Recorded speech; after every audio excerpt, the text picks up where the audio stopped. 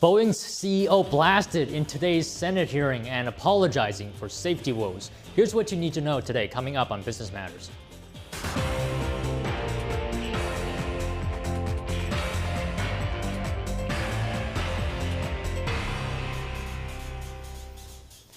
Good afternoon, and thank you very much for being here with me today. I'm your host, Don Ma. S&P 500 and NASDAQ today closed at record highs. So the NASDAQ notched a seventh record closing high in a row, and this is with gains in many chip stocks, but despite losses in some of them, for example, Alphabet, Amazon, and Meta platforms. We also had Nvidia today extending its surge to new highs. Now, technology was the top S&P 500 sector gainer, while communication services led declines. So all this is happening against the backdrop of a softer than expected U.S. retail sales data. We have more on that in just a bit. And by the way, U.S. markets will be closed tomorrow on Wednesday for the Juneteenth holiday, so keep that in mind. Now, more on retail sales. Looks like sticky inflation and persistently high interest rates are testing the resilience of the U.S. consumer here. New data from the Commerce Department shows that retail sales coming in weaker than expected at 0.1%. Now, contributing to this softer print was due to lower gas prices, which drove down spending at gas stations, and building materials and garden equipment sales sagged as well. And sales at food services and drinks places dipped. For economists, dining out is a key indicator of household finances, so it is important there. Now, at the same time, April's retail sales were revised considerably lower, and weaker than expected spending in recent months could support a case for cutting rates with the Federal Reserve as well. So with the softer retail print, does it mean that the consumer is losing steam here? Well, I spoke to Sam Burns. He's the chief strategist at Mill Street Research to find out. Sam, as always, thank you very much for being here with us today. So we got the retail sales numbers out today. First question here, Sam, how do you think the consumer is doing now? I think the consumer is doing okay. I think the retail sales number today was weaker than expected and saw some downward revisions to the prior month's data. So this part of what the consumer is doing, which is really focused on just goods, meaning the things you buy at the store, are relatively, sort of softer now than they had been. Still doing okay, up about 2.5% from a year ago, but certainly not accelerating. It's more the services side of the economy that is not covered by the retail sales report, that it's where more of the spending has been. So I think this is another reason why the Fed isn't going to be worried about inflation, certainly not in the goods side of the economy. So retail sales has been revised down the previous few. Can we say that the consumer is weaker, at least? I think the consumer is probably gradually slowing. I think they have for a while been shifting how they're spending their money. And so the goods and things at the store that show up in the retail sales report, they've been spending a little bit less on. People bought a lot of stuff, in a year or two after COVID, and now they're buying somewhat less of that. You're seeing more on, the sort of, like say, travel and entertainment, other things that are more considered services that they weren't able to do, for a couple of years during COVID. Those have been sort of getting more attention now. So I think it's been more partly a shift in how consumers are spending their money, as well as a kind of a gradual downshift in the amount of money or the growth rate of spending overall. So we'll see when the personal consumption data comes out at the end of the month, kind of how overall spending looks. But in terms of retail sales, it is a little bit slower now, yeah. But I think the overall trend is still, moderate growth and a relatively, supportive consumer who still has jobs, still getting wage increases, but just at a slower pace than they were last year. All right, what's the market saying about this report? So far, the bond market is really having the bigger response. Yields are down again today. I think they're taking this as the view that it's one more piece of evidence that the Fed has room to cut rates. Now, there's been quite a few Federal Reserve officials out today, 4 or 5 of them, I think, all speaking, giving speeches and talks in different places. And the general message has been that they're waiting to see further evidence that inflation is getting back to their kind of 2% target. And they're not quite there yet. They like the data they saw last week from the CPI and the PPI, but they're not quite to the point where they feel comfortable cutting. And I think the bond market has been responding to that. The stock market is, it's up somewhat today. It's been doing well, recently.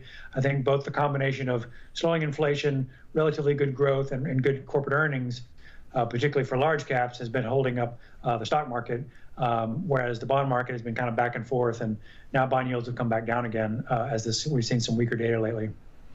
Okay, just one last question here. Taking everything into consideration, including today's softer reading with the retail sales, when do you expect the first rate cut will be, and how many do you think there will be this year?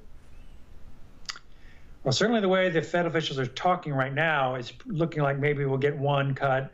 It might come in September, or it might be November or December at the latest. There might be a situation where you get two if the economic data were to weaken more, substantially and cause concerns that growth was slowing too much. But I think we might get one cut in the fall or the winter, but probably not much before that. All right, Sam Burns, Mill Street Research, thank you. My pleasure.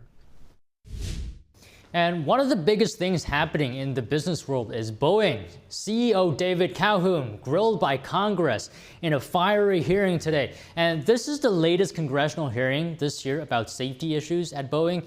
But the first time actually for Calhoun, who is testifying in his more than 4 years running the troubled company. Calhoun apologized to families who lost loved ones in two 737 MAX crashes. He also accepted responsibility after January mid-air emergency.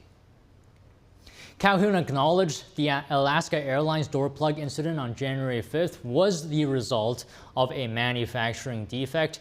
In terms of Boeing's broken safety culture, Calhoun says he knows retaliation against whistleblowers happened. He did not say if anyone was punished for retaliating, and he says COVID was the contributing factor to much of the problem. The post-COVID moment in the aerospace industry has been unbelievably difficult to navigate. We have 10,000 suppliers. We put almost 2.5 million parts into a 787. Boeing, because it's big and it has resources, even those were strained. We were able to keep more than most, but like you say, we turned over a lot of people, and yes, a lot of experienced people. Our supply chain experienced enormous turnover. Calhoun was repeatedly questioned about how much he is being paid, which is about $33 million last year. Senator Josh Hawley questioned why Calhoun received a 45% raise while so much is going wrong and why he hasn't resigned. Listen. You're strip mining it. You're strip mining Boeing. It was one of the greatest American companies ever. It has employed thousands of people in my state, and you are strip mining it for profit, shareholder value, and you're being rewarded for it. You got a huge raise, a huge increase. So it's working out great for you. For the American people, they're in danger. For your workers, they're in peril. For your whistleblowers, they literally fear for their lives, but you're getting compensated like never before. Why haven't you resigned? Senator, I'm sticking this through. I'm proud of having taken the job. I'm proud of our safety record, and I am very proud of our Boeing people. You're proud of this safety record? I am proud of every action we have taken. Every action you've taken? Yes, sir. Wow. Of course, the hearing comes right after a new whistleblower emerged. This is according to Connecticut Senator Richard Blumenthal. The whistleblower claims that Boeing improperly stored airplane parts and also hid this fact from the FAA. So the whistleblower here, current employee Sam Mohawk, says his bosses ordered him to destroy records, records which said that certain airplane parts were problematic. Boeing said in a statement that it's reviewing the whistleblower's claims. The company also said it has increased the size of its quality team. Senator Blumenthal called the hearing a moment of reckoning for Boeing. He says that there is overwhelming evidence that the Justice Department should pursue prosecution against Boeing. All right, moving on from that. Medicare patients, let's talk about that. They can now take advantage of Amazon Pharmacy. So the e-commerce giant has expanded eligibility for its monthly subscription service to those enrolled in the government-backed insurance plans. So for $5 a month, Prime members can access dozens of generic medications and have 24/7 access to a pharmacist and get free delivery.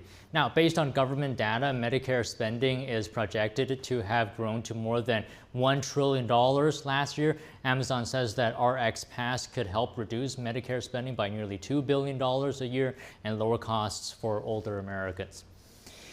Okay, moving on from that, U.S. electric vehicle startup Fisker says it's filed for Chapter 11 bankruptcy. It's the second electric startup to do so in the last year. So the company had already warned that it was in trouble, saying that in February it might not have enough money to survive another year. A spokesperson said earlier today, like other companies in the EV industry, Fisker faced various market conditions that impacted its ability to operate efficiently. So EV sales have slowed, curbed by a lack of infrastructure and high interest rates, making car loans more expensive. Fisker's only product is actually the Ocean electric SUV. It made about 10,000 of them last year, but only about half were delivered to customers. And worth mentioning here as well, another EV company, Lordstown, sought to bankruptcy protection last summer, as it dealt with funding difficulties.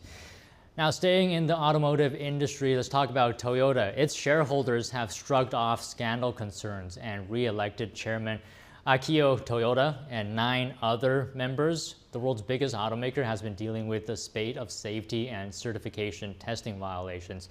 Toyota recently revealed that it had wrongly conducted vehicle certification tests in the past, even for 3 vehicles that are still being sold, in fact. Most of the opposition to Toyota likely came from overseas investors, but his re-election was widely expected.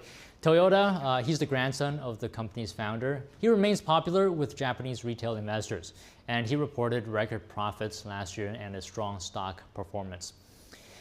Okay, another important topic today, abuse of AI deepfake technology in the spotlight here. And that's with a new bill aimed at stopping the publication of non-consensual intimate imagery, including AI-generated explicit pictures.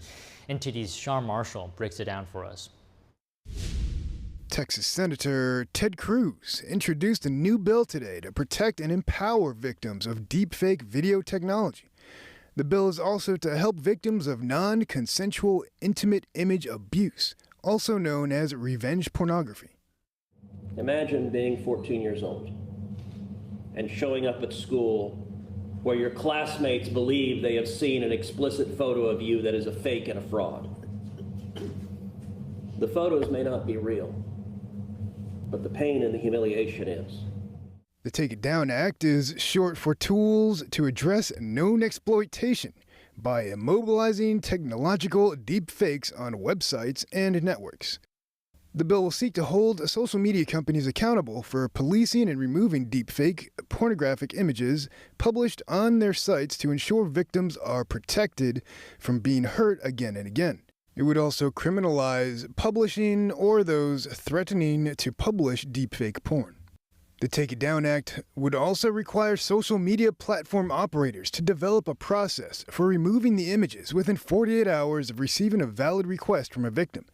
Additionally, the sites would also have to make a reasonable effort to remove any other copies of the images, including ones shared in private groups. A story was told at the presser of a case in which Facebook was told over 400 times to take down photos and delete a fake account. It's a story about a Navy captain who dated a woman for a short period of time, but during that time, he was able to get some intimate images from her. When they broke up, he formed a Facebook account in her name and friended 1,200 of her friends, including all her new coworkers. And then he slowly sent out those photos over and over, including deepfakes.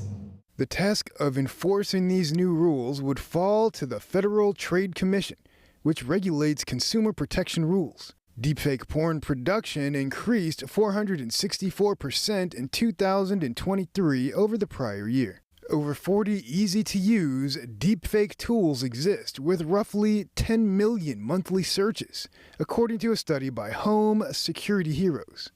Sean Marshall, NTD News. Okay, moving on from that. President Joe Biden's administration is boosting clean energy jobs. So the White House has unveiled rules for new subsidies for clean energy jobs to make the wages competitive with oil and gas. Now, funding for this comes from the 2022 Inflation Reduction Act, which provides about $370 billion in subsidies for solar, wind, and electric vehicles. Now, the Treasury Department says that companies that pay prevailing wages to laborers and mechanics can get a much higher tax credit, as much as 5 times the base credit. Okay, we're taking a break now, but when we come back, AI fever driving Nvidia's rise to world's most valuable company, dethroning tech heavyweight Microsoft. And the US is as many as 15 years behind China on nuclear power, according to a study. We asked the author of the study how this impacts the US. Don't go away.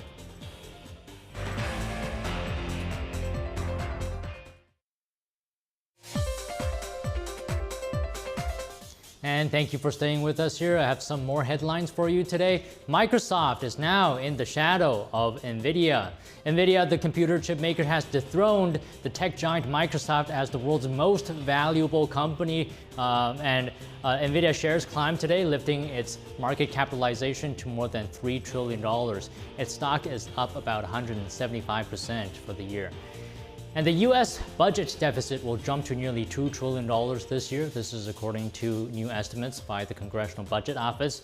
And this will top last year's and would be the largest outside of the COVID era. The increase is due to more spending on student loans, Medicaid, and aid to Ukraine and Israel. And an encouraging revival in manufacturing in May. The Federal Reserve reported nearly a 1% jump in output. This comes after declines in March and April. But the momentum is unlikely to be sustained with high interest rates and softening demand. So yesterday we told you about a study saying that China likely stands 10 to 15 years ahead of the United States in nuclear power. So today I spoke to the author of the report for further discussion on this topic. I asked him what the U.S. can do to catch up. Here's Stephen Ezell from the Information Technology and Innovation Foundation. Stephen, thank you so much for your time today. So I read your study here. So it says that China likely stands 10 to 15 years ahead of where the United States is in nuclear power. So we're talking about nuclear reactors here, not weapons. So, I mean, what is the significance of this, that China is ahead of the U.S. potentially so much in this area? Well, there are a number of implications, certainly. China's ambition to lead in nuclear energy is now to decrease its dependence and its vulnerability to foreign sources of energy. And obviously, that would be very important to China in the event of a regional conflict. And then, of course, there's the broader competitiveness angles. As the U.S. falls behind in the deployments of advanced nuclear technologies, the United States loses a potential export industry, one that, in the 70s and 80s was very important to America's economy. Now we no longer lead. More broadly, we lose leadership in kind of deployment of a whole new suite of advanced energy technologies. And, this broadly is potentially deleterious to kind of U.S. security and U.S. economy. Yeah, can you talk a little bit about the risk here to the United States? I mean, this is all great for China that it is so innovative in this aspect, but can you speak as to the threat to the United States? If China is able to make major breakthroughs, particularly in fusion technologies as a new source of energy, then the United States is potentially left very seriously behind. You can imagine that if China was able to find itself in a situation where they can manifest fusion technology, for instance, and have extremely cheap sources of energy and electricity, then that would give their entire manufacturing and production economy a very serious first-mover advantage, reduce costs for the production of all types of goods, from electric vehicles to semiconductors, and that would very seriously threaten both America's economy and national security. Now, certainly one reason the United States has only deployed, 2 nuclear fusion reactors in the past couple decades, the new ones down in Georgia, has been because of political economy issues social, societal fears of nuclear energy. To be sure, America has gotten by okay because we do have abundant supplies of coal and oil and natural gas, and sufficient deployment of renewables. So this has sustained our economy on a credible basis. But certainly, if China were to make major breakthroughs in these technology ecosystems, that would very seriously imperil our manufacturing economy. All right, and the reason why I ask about the threat factor is the U.S. may need some kind of motivator to do something about this, and I believe threat could be one of those. So on that note, what should the U.S. do about the situation? Well, the most fundamental issue, I think, in my view, is recognizing that the whole suite of fourth-generation nuclear reactor technologies, these new technologies are far safer. If we want to deploy them at scale, we can deploy them on a cost-effective basis. And if we're going to make this happen, first it requires a societal recognition of these facts. Technology is safer, it is cost competitive, and then we need a whole government strategy to support the deployment of these technologies. And that includes everything from relatively streamlined regulatory permitting, ensuring that we have effective distribution networks for these systems, supporting the development of new fuels for these reactors in the United States. This is the whole HALO program. So it requires a whole of government, a whole of society approach to say that this industry, this technology is important to the United States, and this is an area in which we seriously wish to lead the world. Stephen Ezell, ITIF, thank you so much for your time. My pleasure. Thank you for having me. And one more thing I'd like to bring your attention to today before we go. It looks like some Americans are actually willing to break the bank for a Disney vacation. So nearly half of parents in the United States go into debt during a trip to see Mickey, Minnie, and other legendary characters, according to a survey from LendingTree. Officials there say that the average family breaks the budget by nearly $2,000.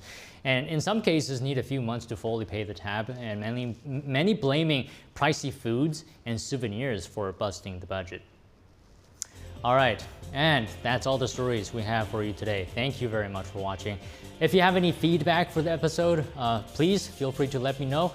You can email us at business@ntd.com or leave a comment online. I do read them. And as I always say, business matters. See you tomorrow.